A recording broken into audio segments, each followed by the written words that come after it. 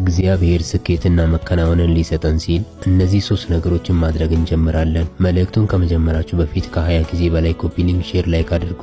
አንደኛ፣ ሌሎች ተስፋ የቆረጡበትን እድል ማድረግ። የኢየሩሳሌም ቅጥር መፍረሱን መላው እስራኤላዊ ያውቃል። ነህምያ የቅጥሩን መፍረስ እንደ ኪሳራ ሳይሆን እንደ ሥራ እድል ነበር የቆጠረው። ከዚህ የተነሳ መንፈሱ ለሥራ ተነሳሳ።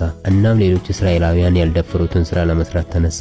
እንዲህም አለ፣ የሰማይ አምላክ ያከናውንልናል፣ እኛም ባሪያዎቹ ተነስተን እንሰራለን። ነህምያ 2:20 ለውጥ ያለው በተስተካከለ ነገር ውስጥ ሳይሆን በፈራረሰና በተዘበራረቀ ነገር ውስጥ ነው። ስለዚህ በተበላሸ በሚመስል ሁኔታ ውስጥ እግዚአብሔር መከናወንን እንደሚሰጣችሁ በማመን ወደፊት ተራመዱ። ሁለተኛ፣ ለሁሉ ነገር መጸለይ። ወዳጆ፣ ነፍስህ በመልካም ሁኔታ ላይ እንዳለች ሁሉ መልካም ጤንነት እንዲኖርህና በነገር ሁሉ እንዲሳካልህ ጸልያለሁ። ሶስተኛ፣ ዮሐንስ 1:2 ጸሎት ውስጥ የሁሉ ነገር ስኬት አለ። መንፈሳዊ ስኬት አለ፣ አካላዊ ስኬት እንዲሁም የበረከት ስኬት አለ። ሰው ስለሰራ ብቻ ስኬት አያገኝም። በጎ ስጦታና ፍጹም በረከት ከእግዚአብሔር ዘንድ ስለሆነ ለሁሉ ነገር ሳናቋርጥ መጸለይ ይገባናል። ጸሎት በራሱ ስኬት ነው። ሶስተኛ፣ ቃሉንና የታላላቆችን ምክር ማሰላሰል። ኢያሱን ስኬታማ መሪና ድል አድራጊ ተዋጊ ያደረገው የሙሴን ምክር መስማቱና የሕጉን መጽሐፍ በቀንና በሌሊት ማሰላሰሉ ነው። የእግዚአብሔርን ቃል የተናገሯችሁን ዋኖቻችሁን አስቡ። ዕብራውያን 13:7 ስለዚህ የታላላቆችን ምክር መስማት ስኬትና መከናወንን ይሰጠናል። ለእግዚአብሔር ቃል ግን ቅድሚያ መስጠት አለብን። ይህ ሲሆን መንገዳችን የመከናወን ይሆናል። ኮሜንት ላይ ይሳካልኛል በማለት ጻፉ።